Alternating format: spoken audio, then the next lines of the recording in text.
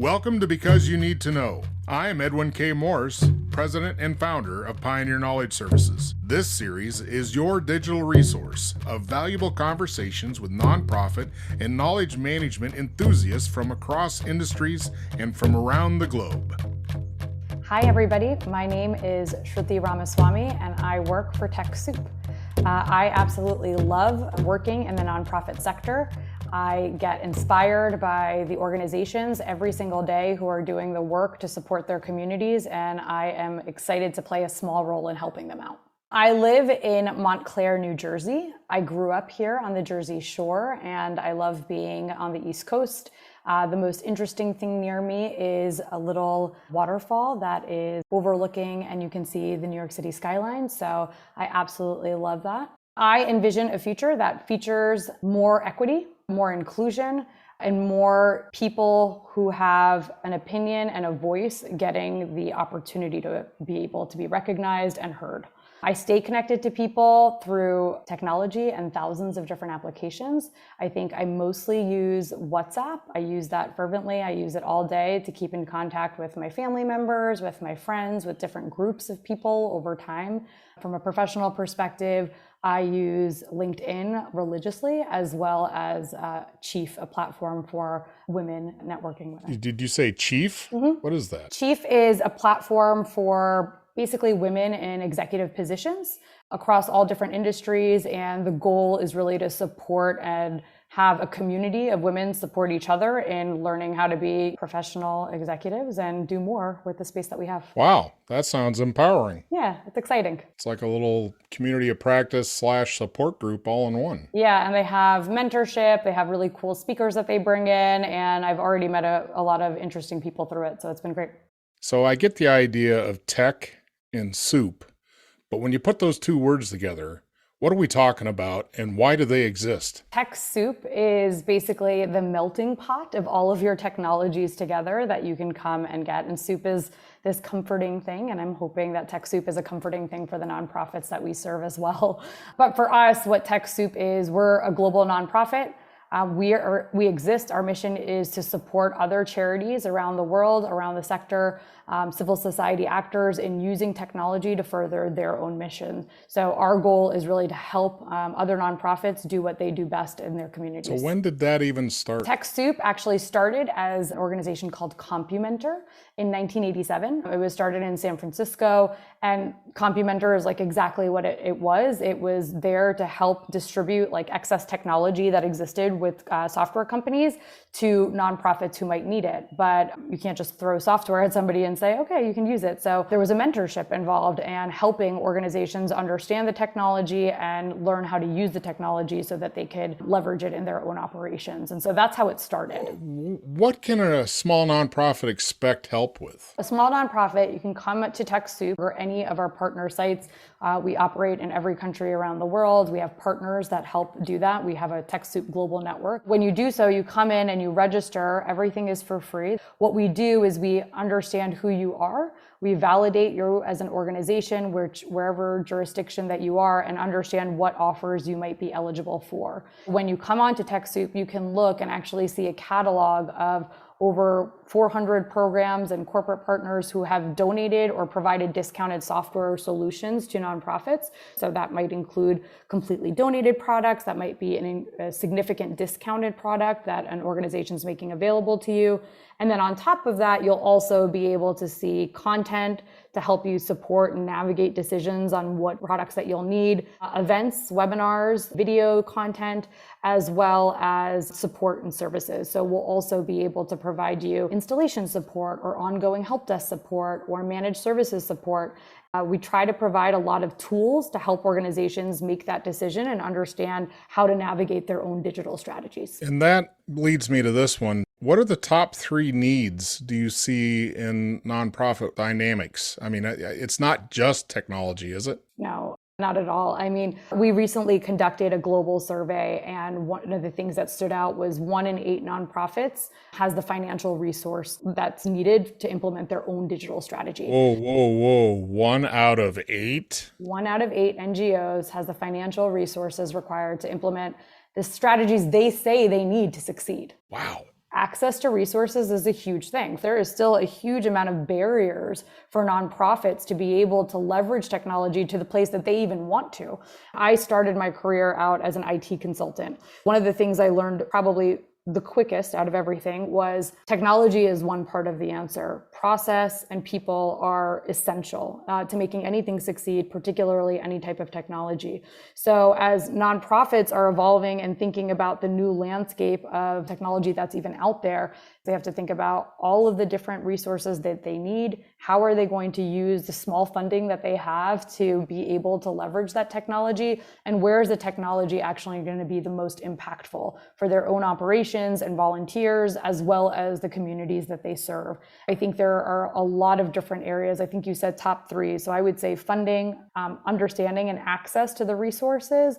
And the third is just the support and skill set to be able to use that technology effectively in their organization. This whole challenge of organizations to be able to function in a knowledge ecosystem using technology, it has to be a little bit scary for an IT person, a CIO, whoever's running the digits over there, the hardware, software components of the organization, to say, we're going to go down this road and plan on that being the road for at least 3 or 4 or 5 years, right? I mean, isn't just the constant revolution of new technology as much the issue? I think it's hard to keep up with the pace, but I even think in some ways, like having somebody assigned in that role is also not necessarily the norm for most nonprofits. Most nonprofits are wearing many hats. So you have somebody who is program manager, the office manager, as well as your IT administrator, right? So thinking about planning for a digital strategy in and of itself might seem like a luxury. You're kind of just like taking on what you have to and solving the next problem at hand.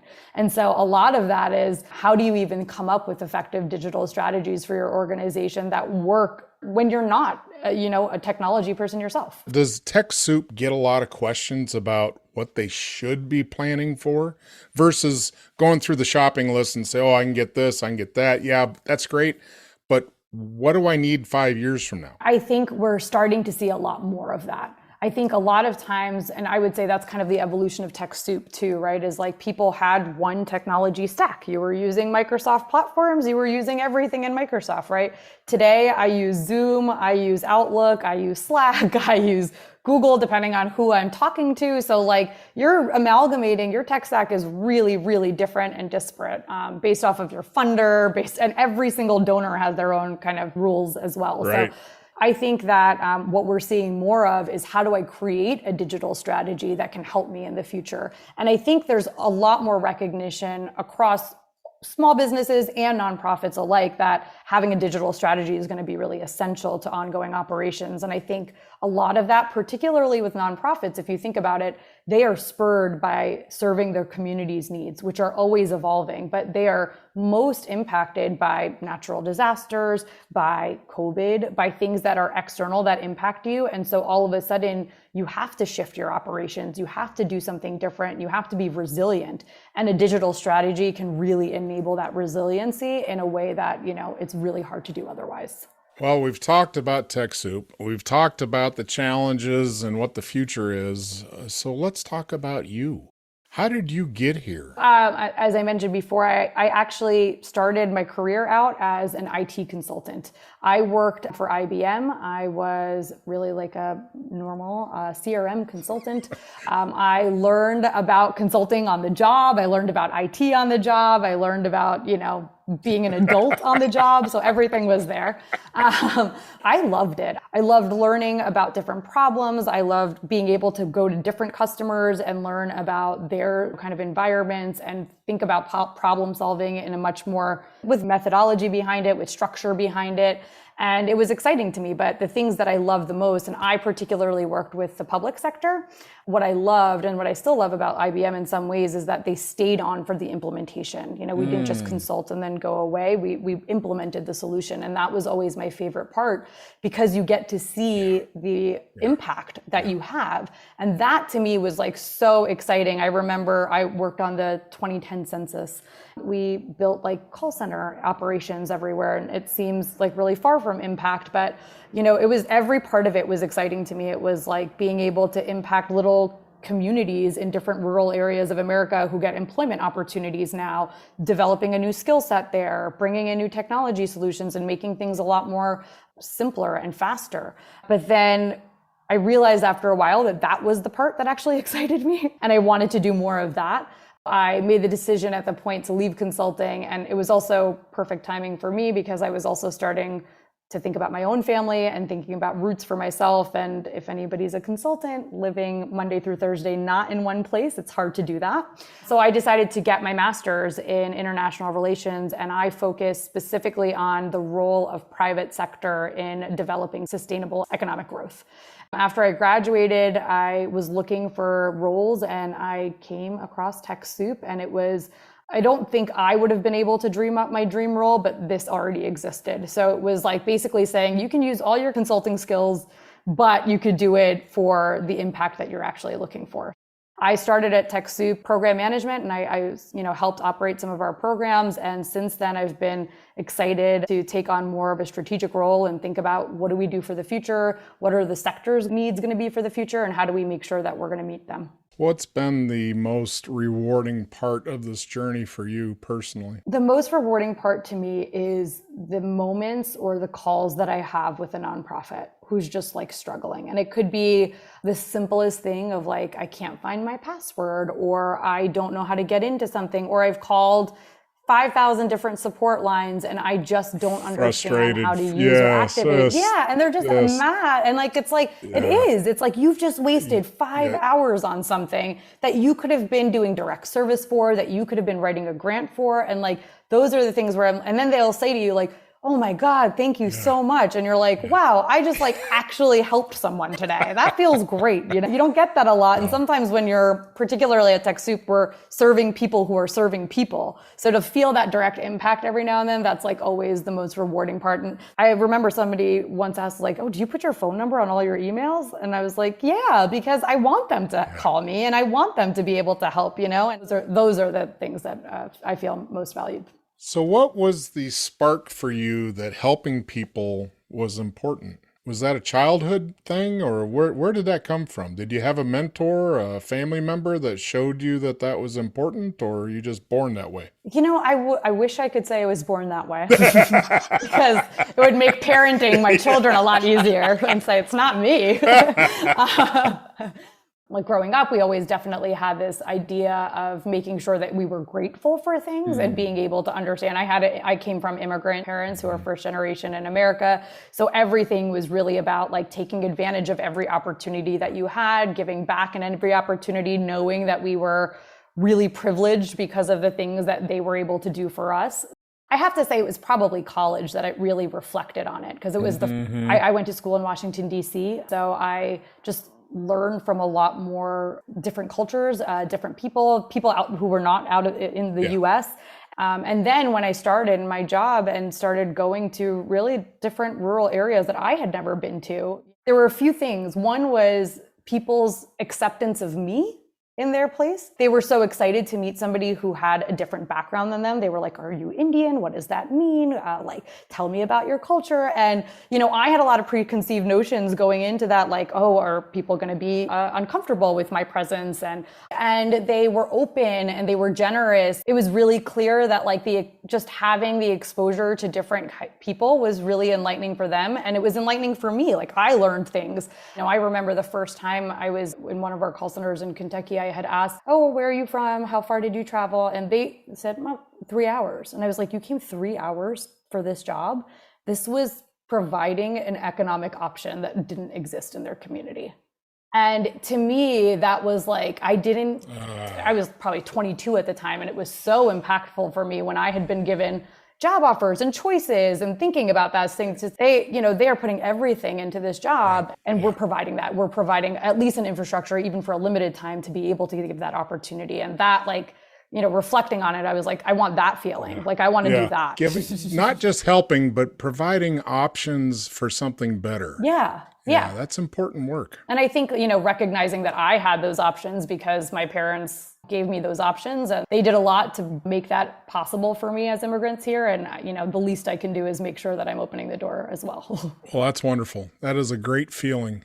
So thank you for sharing that. Before we go, could you explain to me what knowledge management is? No.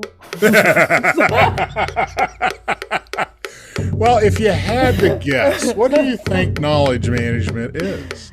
I would guess that knowledge management is making sure that you have an opportunity to take all of the things that you are learning, that you want to learn, or that you want people to absorb or know, and creating a structured way in order to access, share, and manage that. Wow, you should be teaching this stuff. Okay, good. That was pretty spectacular. Well, thank you, Shruti. It's been absolutely joy to spend this time with you and hear your perspective, and thank you for sharing your experience. Thanks, I appreciate it. Because You Need to Know is designed to bring people's experience and their knowledge forward to be shared.